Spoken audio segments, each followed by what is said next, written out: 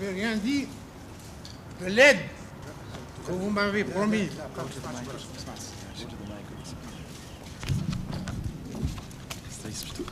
Je parlerai, s'il vous plaît, en français. If you will permit me, I will make my remarks in French.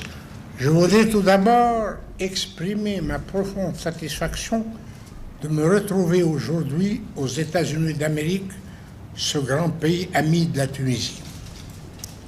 La visite que j'entreprends à l'invitation du président Ronald Reagan revêt pour moi une grande signification puisqu'elle vient souligner une fois de plus le caractère exemplaire des relations amicales qu'entretiennent depuis si longtemps la Tunisie et les États-Unis d'Amérique.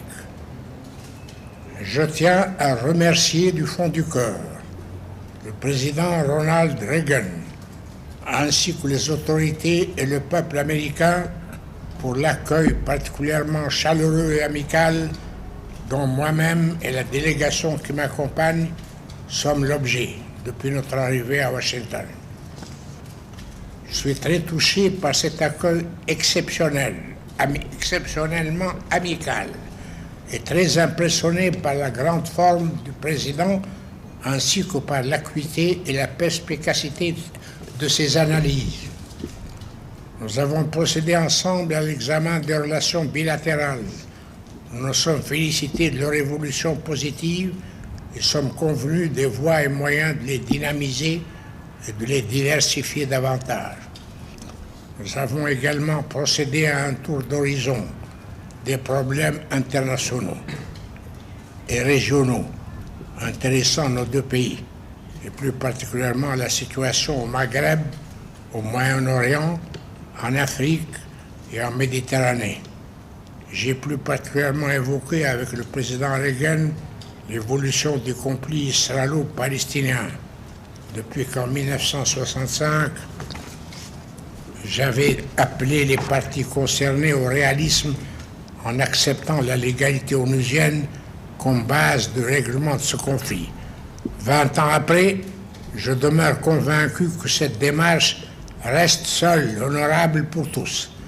Eh bien, 20 ans après, les Arabes regrettent de ne l'avoir pas accepté. Lors du sommet de Fès, la communauté arabe a eu le mérite d'apporter son soutien à cette approche. Il appartient maintenant à l'autre partie, Israël, de se mettre enfin au choix d'une politique, de se résoudre enfin au choix d'une politique réaliste et pacifique. Il demeure que, fidèle à sa politique de non-ingérence dans les affaires intérieures des autres et respectueuse du libre choix du peuple palestinien, la Tunisie apportera son soutien à toute initiative de paix que les Palestiniens jugeront la plus appropriée pour le recouvrement de leurs droits légitimes et l'instauration d'une paix durable et juste dans la région. Je voudrais à cet égard souligner combien, sur la plupart des questions évoquées, nos points de vue ont été convergents, ce dont personnellement je me félicite. Je suis heureux aussi de constater chez le président Reagan une volonté sincère d'œuvrer en faveur de la détente, de la paix et de la sécurité dans le monde. J'ai par ailleurs saisi cette occasion pour rappeler au président des États-Unis d'Amérique les principes essentiels et permanents de la politique étrangère tunisienne fondée sur le dialogue et la coexistence pacifique entre les États, sur le renforcement de la paix et la stabilité dans le monde et sur le soutien à toutes les causes justes. Je voudrais enfin souligner au président Ronald Reagan bonheur et santé et transmettre au peuple américain le message d'amitié et d'estime du peuple tunisien.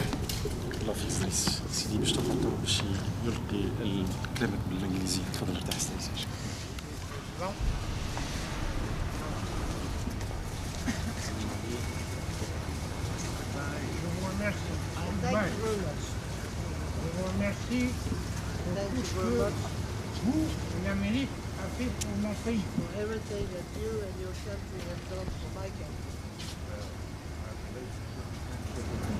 Nos relations et notre amitié continueront dans l'avenir. I certainly hope so. À se renforcer. And will become even stronger. Excellent.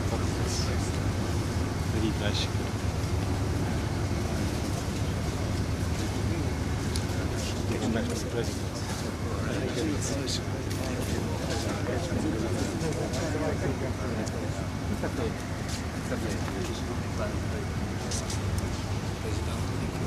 Yes, Mr. President.